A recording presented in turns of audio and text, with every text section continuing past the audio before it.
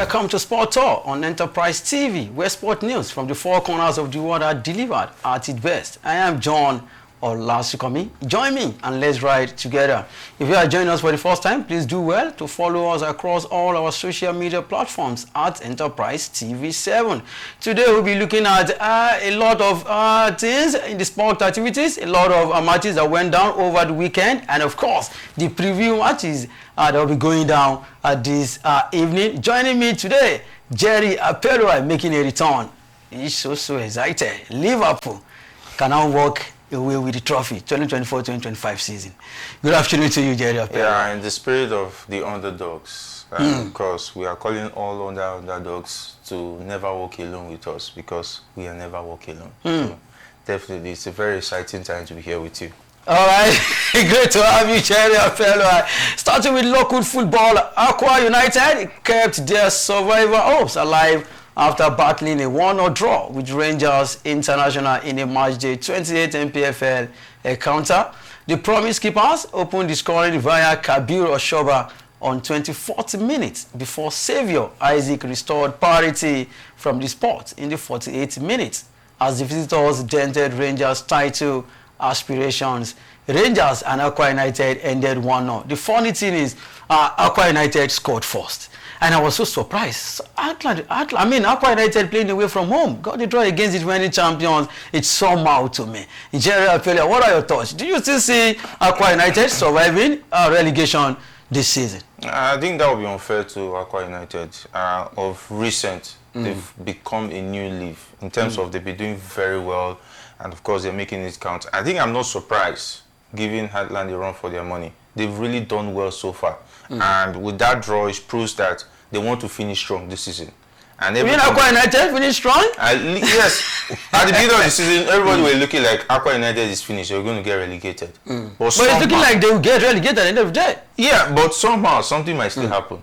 Let's not say it is over until it's over. So that's how I want to see Aqua United. Of course, pulling weight against defending champions, whether home or away, is still a good result. And of course, hopefully they capitalize on this result before the season runs out and see what they pick out of it. 10 games to be played, yes, and they are still battling relegation. Yes. So sad. After they won the MPFL in 2021, they've been like this. But let's see how it goes. It is what it is. And of course, Remo Stars are still on top of the log table with 8 points. And last week, Finidi George came out and he said it is not over until it is over. Despite the fact that as at that period when he said it, they were trailing 11, they were behind Remo Stars 11 points. Now they've reduced it to 8 points. Bendel Insurance at home against Remo Stars ended 2-1. Beautiful goal from Mayowa against Rangers, against Remo Stars. And now they are now on top of the log table with 8 points ahead of Rivers United. Do you still believe, or do you agree with Finidi George that it is not over until it is over? Yeah, I think I want to agree with that word. I think I told you the other time that Remo Stars being on top doesn't mean that they won the league. Why? Because as at that time, 3SC were the one chasing them. Shooting Stars. But now 3SC are no more in the picture for me. No, you can't see roll away Shooting Stars. Even if they are struggling. Because it takes 3-4 good games for them to get back in the running. Do you know that 3SC have played 6 games without a win? Yes. They are just 3 points out of possible 18. So for me, I don't think they are still competing. I don't see them competing. 8 points for Remo Stars means that 3 games that go bad will make them not title winners. And that is just 3 out of 10. 3 games out of 10 games? Yes. Okay. And Rivers United will not lose any game? Yes, Rivers United are good because they've rediscovered their form and they have a coach who have won the league before with Enyimba. He understands the terrain. And he's beginning to speak like a coach who knows his onions and knows what to do. That is, when the man at the top keep dropping points, make sure you get your 3 points. Then you can now say, okay, yes, I'm challenging for the league title. So it's not over until it is over. And good news for Rivers United. They have Chijioke Mbaoma back with Rivers United. He won the league with, he was the highest scorer in 2023, and now he's back with Finidi George at Rivers United. All right, but the most shocking result over the weekend, Lobby Stars lost at home to Ikorodu City, courtesy of that beautiful goal from Shola Delani. I saw the goal and I was like, come on. Even the build up to the goal from the left back of Ikorodu City. And I could remember last week we were talking about, my guest was talking about Lobby Stars. Ikorodu City. But by the end of the weekend, like on Monday today, they will be on third on the log table. Now they are third on the log table. Ikorodu City, good one for them. Yeah, I would have said maybe Ikorodu City might be the team that will win the league, but it's still very you cannot say that. But I think they're proving to be the Nottingham Forest of the NPFL in terms like they were never rated, and they are the underdog team of this season. This is a team that should be struggling in relegation sports. Yes, of course. But somehow they found a way to hold their own and winning away from home. That's a mark of a team that is serious. And the fact that most of their talents are not the so-called big names in the NPFL. These are underdogs from different parts of the corner being arranged together by Ikorodu City, and they are going away to pick 3 points. I think the management of Ikorodu City is doing something right, and I must say kudos to them. And who says never? And of course, seeing them play on the continent next season, that will be a fairy tale. At least CAF Confederation Cup. Yes, at least. Definitely, it looks good for them. All right, let's take a look at other results. Eyimba IFC defeated Academy Warriors 1-0. Atlant played 1-0 against Bayelsa United. Nasarawa United played 1-0 with Sunshine Stars. Plateau United defeated Abia Warriors 1-0. Kwara United defeated Kano Pillars 2-0. Rivers United defeated Niger Tornadoes 1-0. Bendel Insurance defeated Remo Stars 2-1. Lobby Stars lost at home to Ikorodu City 0-1. Katsina United defeated Jerry Apello Ice Shooting Stars. It has become Jerry Apello Ice Shooting Stars. But you don't remember to say Bendel Insurance, Jerry Bendel Insurance beating Remo Stars. Forget it, I'm an Edo man. I know, but your support for PLC for the past few weeks is something else. You know? Yeah, I think it has to do with back in the day when we were very young. We used to hear up shooting. I remember back then when they defeated Boko. And of course, they were challenging on the continent. That's where the love for Shooting Stars came. So it doesn't mean I'm a big fan of Shooting Stars. I know. So it's just some affinity with back then in the days. Yeah. All right, away from NPFL, let's go straight to the camp of the Super Eagles World Cup 2026. Samuel Chukwueze and Victor Boniface, starters in recent Super Eagles matches, may lose their positions as the head coach Eric Sikochel tries to experiment new options. The duo once considered automatic picks in the Super Eagles setup now face stiff competition with coach Eric Ched reportedly leaning towards informed Pierre Nathan Teller and new boy Chris Santos Uche to bolster Nigeria's attacking options. I know we discussed about this when Eric Ched released the 39-man squad. And we take a look at these two players. They are very important to the Super Eagles of Nigeria, but their form has really declined in the past few months. Victor Boniface is not getting playing time under Alonso anymore. Samuel Chukwueze, the same thing applicable to him in Italian Serie A. And we have strikers that are scoring goals. Nathan Teller has been awesome for the past few weeks. Cristiano Tucci, awesome for Getafe. We have Sadiq Umar. You have Chidera Ejuke scored for Sevilla over the weekend. So what are your thoughts on this one? Do you think, or are we saying Eric Ched should drop the likes of the Ibeku boys, Samuel Chukwueze and Victor Boniface for the likes of Nathan Teller and co? Because of their form. For the case of Victor Boniface, he has proven over time that he's not lucky when it comes to the Super Eagles. And his recent form betrays all of the call that he should be invited and even made to start. Because even if Boniface is available, as far as Victor Osimhen is fit and good to go, nobody will even remember Victor Boniface was even part of the setup. Because these are crucial games. We need to defeat Rwanda. We need to defeat Zimbabwe. What if in the case where we want to play two-man striker? If you want to play a two-man striker, there's Cyril Dessers, who just recently is on fire. He scored 2 goals against Almighty Fenerbahce on their home turf in Turkey. That is a statement to show that he's ready. Even against Manchester United, he scored in Europa League. Yeah, he scored Europa League. So he's been firing on all cylinders, whether he's at home or away, making it difficult for... I think the Rangers coach at some point was trying to bench him. But each time he got his opportunity, he took it with both hands. That is what I want from a striker who wants to challenge a Victor Osimhen. Not a striker who will come to play the Super Eagles and feel at home, feel relaxed, when they call him, he doesn't care whether he makes chances or not. Same thing with Paul Onachu. I hear that Paul Onachu is being considered. I don't want to hear about Paul Onachu. Paul Onachu was one of the reasons why we are struggling. Because against Benin Republic, he had the opportunity to score goals in the absence of Victor Osimhen. He failed to do that. Same thing with Victor Boniface. In the second leg, second game he started, he failed to score, and that is why we're in this situation. So those two strikers, as far as I'm concerned, they have no business going with us to Rwanda. So in a nutshell, Osimhen practically, put us in this state because he missed some of those games back then. Match day 1, match day 2. Which were tenable. Tenable in the sense that there are receipts to show that he was injured in those games. Yes, of course. So it means that the options which we relied on back then, which were Paul Onachu and Victor Boniface, failed to turn up. So they should become history for now. Then we should look at Sere Desas, who is firing. Aroko Dare is also firing. Bring those two players as options to Victor Osimhen. Then, if they do not fire, we now know that you've tried the options that are on form and it did not happen. Nathan Taylor is also on form. Play him. Samuel Chukwueze can still be invited because he still has 1 or 2 tricks to play when the game is already done and you need goals. You can bring him, let him start. So you still prefer Samuel Chukwueze ahead of Chidera Ejuke?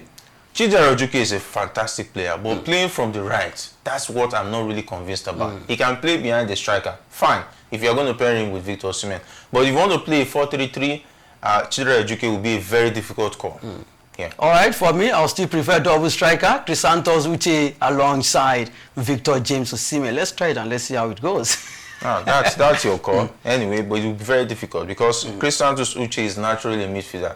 And the Tafi has been... He's been played as a supporting striker at the Tafi. That's why I said they can play him with Osimhen. And let's see how it goes. Chrysanthus Uche would be a gamble, for instance, for the Super Eagles. In the sense that he is naturally a midfielder. He's doing it for a Tafi does not mean it will work in Africa alongside a fire-powering Victor Osimhen. But if the coach wants to make such a gamble, I think we'll have to wait and see. But I think that game is very crucial. I don't want to make serious gambles going into a very crucial game against Rwanda when we'll now come back and start saying, Adino. All right, it will be the Super Eagles portion anyways. Definitely. All right, away from Super Eagles, let's move straight to Europe, starting with English Premier League. Arsenal's fading hopes of winning the Premier League suffered a fresh blow as Manchester United held the Gunners to a 1-0 draw, while Chelsea boosted their bid to qualify for the Champions League with a 1-0 win over Leicester City on Sunday, after Liverpool's 3-1 win against Southampton moved the leader 16 points clear at the top. On Saturday, there was no margin for error when Arsenal arrived at Old Trafford 24 hours later. For me, I will first say all thanks to David Raya. He kept Arsenal in the game with a lot of crucial saves against Manchester United, despite the fact that United defended for like 80 minutes out of 90 minutes. But you can never forget what Liverpool also did at Parc des Princes. They defended and they still won that game away from home. But with Manchester United's squad, you don't expect them to come all out against informed Arsenal. Yeah, for Manchester United, they're the Wuru FC of England. In the sense that they will spend I don't understand what you mean by Wuru FC. They will spend money and make them look as if they have something to offer.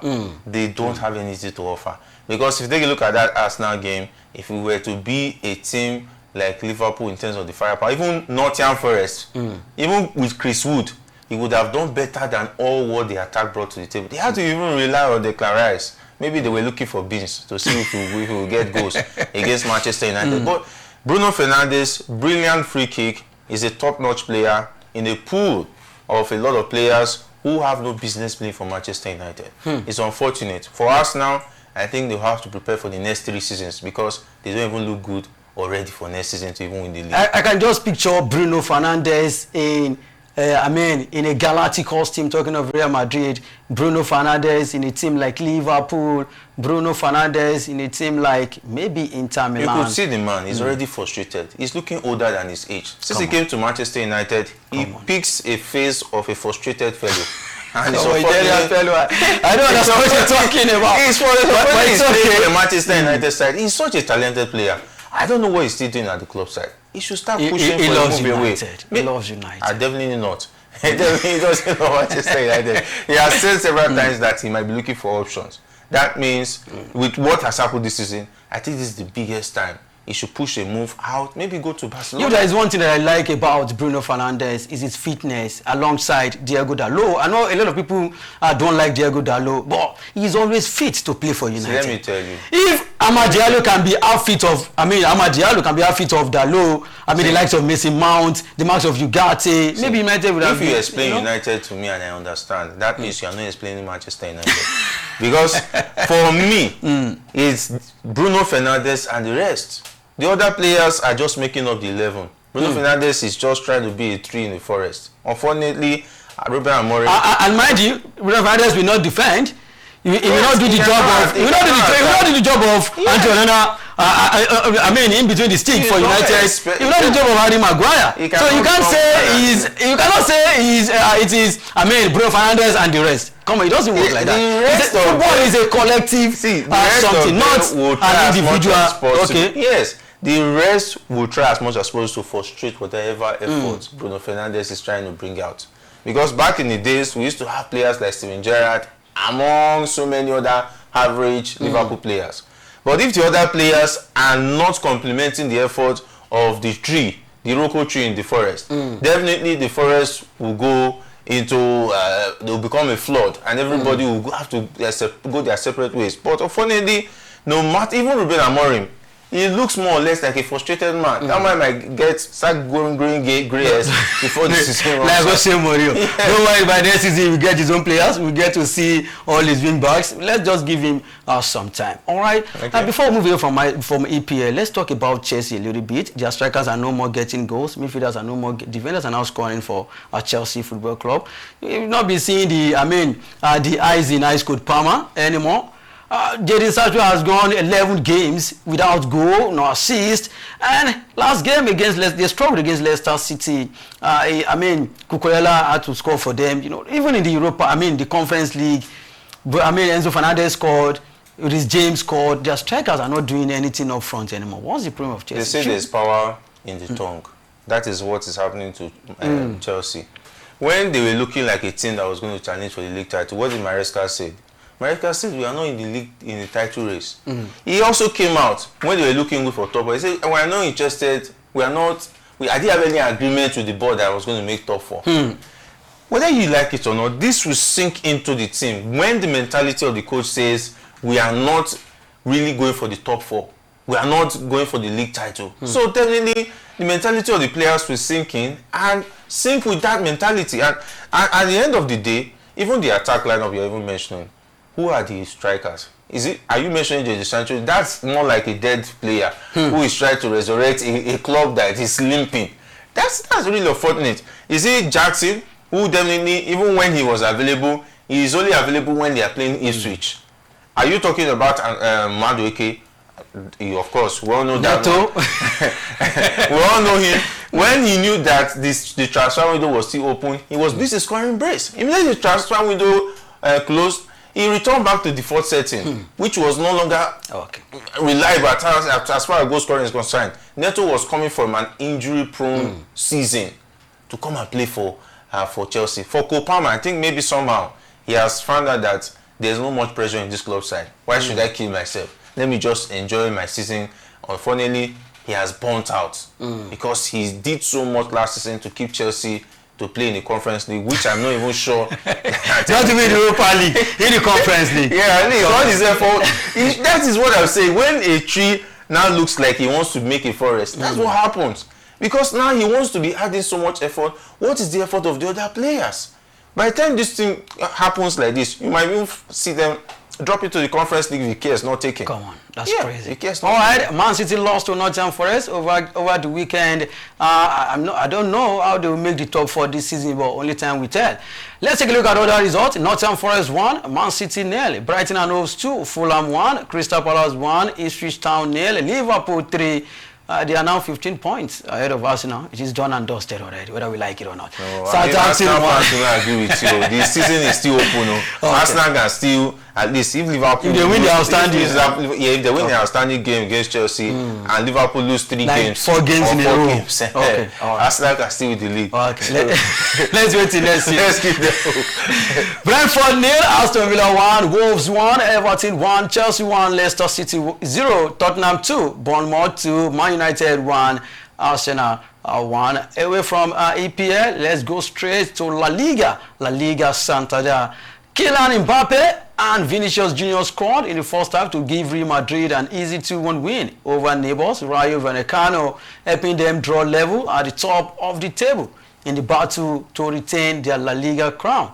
Only 1 point separates Spain's 3 biggest clubs in one of the closest title races in the recent years, with Barcelona leading the pack on 57 points, ahead of second place Real Madrid on goal difference, with Atletico Madrid in third on 56 points after a 2-1 loss to Getafe earlier on Sunday. Talking about La Liga this season is between Barcelona, Real Madrid, and of course Atletico Madrid. Atletico Madrid lost to Getafe over the weekend, and of course Real Madrid also some players because of the crucial match that is coming in the Champions League against Atletico Madrid. And of course Barcelona didn't play over the weekend. They lost one of their medical team. That is the main reason why they didn't play over the weekend. So as it stands, where is the pendulum swinging to? Barcelona, Real Madrid, I think I'm disappointed at Atletico Madrid. Maybe their eyes are set on the second leg at the Wanda Metropolitano. That's why they lost focus against... they considered 2 late goals. Against Getafe. Yeah, that is losing focus. Before the game was over, they started removing their key players as against playing against Real Madrid at the Wanda Metropolitano at home. Yeah, it's a good calculation. But who knows? When they lose that game, your season could actually falter. And everything could actually fall like a pack of cards. And once that happens, the mentality of the players, the confidence of the players could get broken. And they will have to fall back to the La Liga, which might no longer be available. Because Real Madrid will be riding on the fact that they have beaten Atletico Madrid in the Champions League and want to also go for the league title. So that's how dangerous such calculations could be. I hope it doesn't count against them eventually this week when they play against Real Madrid. So for me, I think the title race is between Barcelona and Real Madrid. But something tells me Barcelona might pick this one. All right, let's take a look at other results. Valencia 2, Valladolid 1, Getafe 2, Atletico Madrid 1, Bilbao 1, Mallorca 1, Betis 1, Las Palmas 0. Sociedad lost at home to Sevilla. All right, away from La Liga Santander, let's move straight to Italian Serie A, where Atalanta cruised to a 4-0 win at Juventus on Sunday to strengthen their grip and third place in Serie A while snapping the host 5-game winning streak. In the league, Gianpiero Gasperini's side seated with 58 points, 3 behind leaders Inter Milan, while Juventus remained 4th on 52 points. I don't know why Jerry Apenwa is nodding his head, because Juventus lost for the first time. Juventus lost for the first time in the league. I'm shaking my head because of course, Juventus the biggest loss in the last 57 years. It was an embarrassing result. I know it's embarrassing, but to lose at Turin to an Atlanta side, it proves that whatever Juventus have been doing to deceive their fans, that they are in the title race, has been open.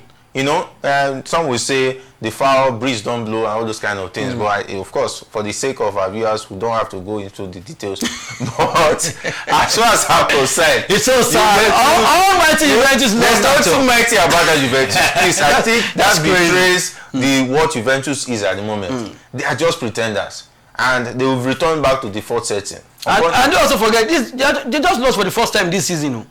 Yes, that is what I'm saying. This Juventus side, they will show you as if there is hope. They are the new Arsenal of the Italian Serie A. They will just show you hope. No light, nothing to show. I once saw what happened to them in the Champions League. The same thing is going to happen to them in the league. Unfortunately, I wish them all the best. I don't think Thiago Motta can manage that team very well. Maybe the team is bigger than him. Only time will tell. All right. Buy him players. Let's get him top quality strikers. Then you can now say yes. Vlahovic when last Vlahovic become a top striker? Vlahovic has become an average player since he came to Juventus. Okay, Vlahovic and Darwin Núñez, who is a better striker? Come on, Darwin Núñez is not a striker. As far as I'm concerned, if you start comparing, Darwin Núñez is what? I'm not asking you. that one is just a joker.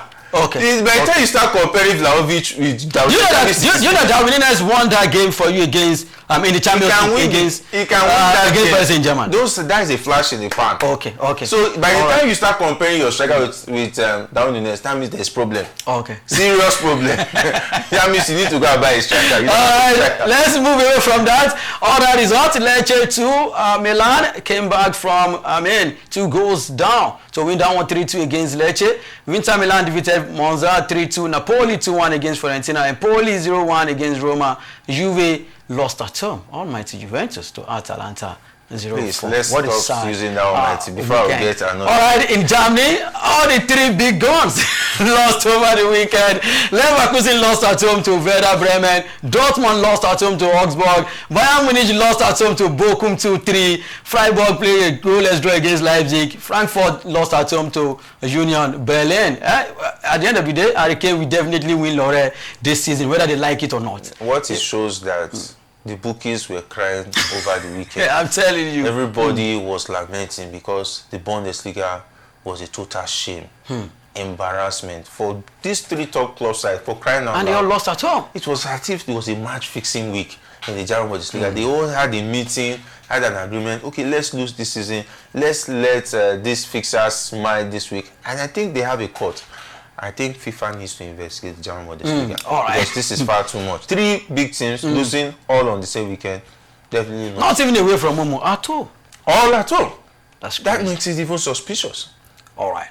Away from Bundesliga, let's go straight to other sports. In the world of tennis, 5-time champion Novak Djokovic tumbled out of the India Wells ATP Masters on Saturday, falling in his first match to lucky loser Botic van de Zandschulp as 2-time defending champion Carlos Alcaraz advanced.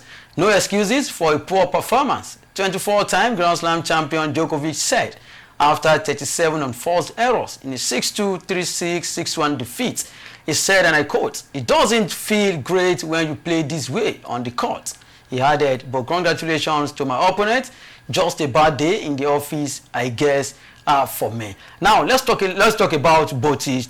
Last year he knocked out Alcaraz in the US Open. He knocked out Rafael Nadal in the Davis Cup, and now Novak Djokovic. Don't you think it is high time for Djokovic to just follow suit, the likes of Roger Federer, Rafael Nadal, and just call it a quit?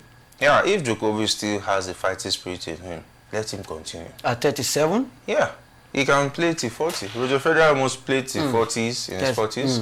Serena Williams till her 40s. So, who says? Djokovic looks like a strong player.